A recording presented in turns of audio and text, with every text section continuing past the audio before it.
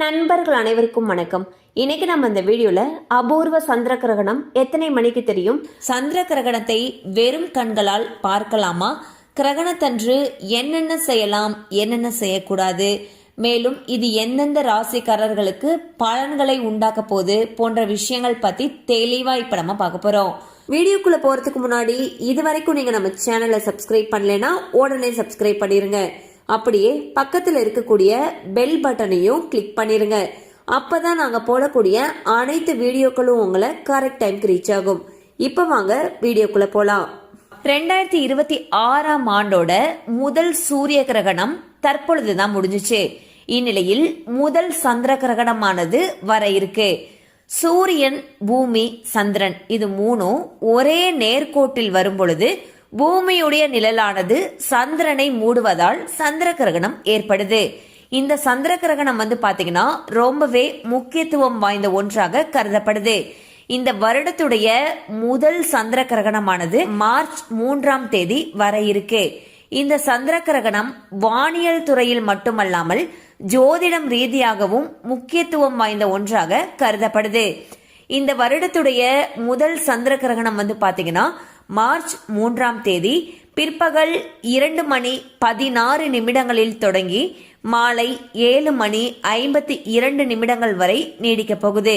இது எங்கெங்கெல்லாம் தெரியும்னு பாத்தீங்கன்னா இந்தியா, கிழக்கு மற்றும் தென்கிழக்கு ஆசியா, ஆஸ்திரேலியா, பசிபிக் பெருங்கடல், வட மற்றும் தென் அமெரிக்காவோட சில பகுதிகள் இதுங்கெல்லாம் தெரியும்னு சொல்லியிருக்காங்க. இந்தியால பாத்தீங்கன்னா பாதி சந்திர கிரகணத்தை பார்க்க முடியும்னு சொல்லப்படுது.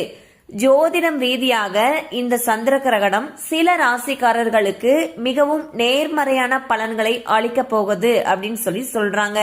சோ அது என்னென்ன ராசிகள் அப்படிங்கறத இப்ப நம்ம பாத்திரலாம். 3 ராசிகள் குறிப்பிடப்பட்டிருக்கு. அதுல முதலாவதாக ரிஷபராசி. ரிஷபராசிக்காரர்களுக்கு பாத்தீங்கன்னா இந்த கிரகண காலகட்டத்துல பல நன்மைகளை அடைவார்கள் என்று நம்பப்படுது. நீண்ட காலமாக அவங்களுக்கு நிலுவையில இருந்த பணிகள் அனைத்துமே வெற்றிகரமாக முடிவடையும் சொல்றாங்க. அது மட்டும் இல்லாம அவங்க பார்த்துட்டு இருக்கக்கூடிய வேலையில கூடுதல் பொறுப்புகள் கொடுக்கப்படும் சொல்றாங்க. சோ மொத்தத்துல வேலை மற்றும் பதவியில மாற்றம் ஏற்படுவதற்கான வாய்ப்புகள் மிக அருமையாக இருக்குன்னு சொல்லப்படுது. அடுத்ததாக சிம்மராசி. சிம்மராசிக்காரர்களுக்கு இந்த கிரகண காலம் தொழில் ரீதியாக சாதகமான பலன்களை அளிக்கும் அப்படின்ட்டு நம்பப்படுது. இந்த காலகட்டத்துல அவர்களுடைய தொழில், சமூக அந்தஸ்து, அதிகாரம், புகழ், வாழ்க்கை தரம் இது எல்லாமே உயரும் சொல்றாங்க. அடுத்ததாக தனுசு ராசி.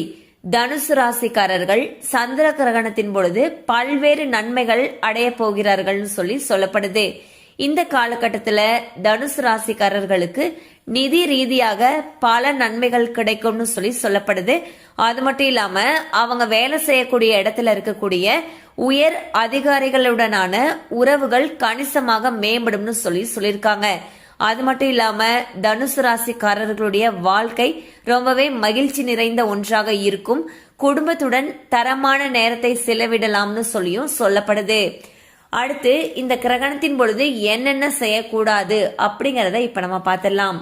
சந்திர கிரகணத்தின் பொழுது கர்ப்பிணி பெண்கள் கூடுதலாக எச்சரிக்கையுடன் இருப்பது நல்லதுன்னு சொல்லப்படுது.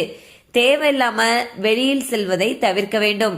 கர்ப்பிணி பெண்கள், குழந்தைகள், முதியவர்கள் இவங்க எல்லாருமே கிரகணம் தொடங்குறதுக்கு முன்பே முடிந்தவரை தங்களுடைய உணவுகளை முடித்துக் கொள்வது நல்லதுன்னு சொல்றாங்க.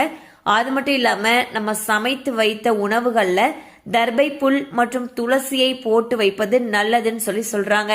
இது அனைத்துமே சாஸ்திரங்கள் மற்றும் மத நம்பிக்கைகள் அடிப்படையில் மட்டுமே கூறப்பட்டுள்ளது.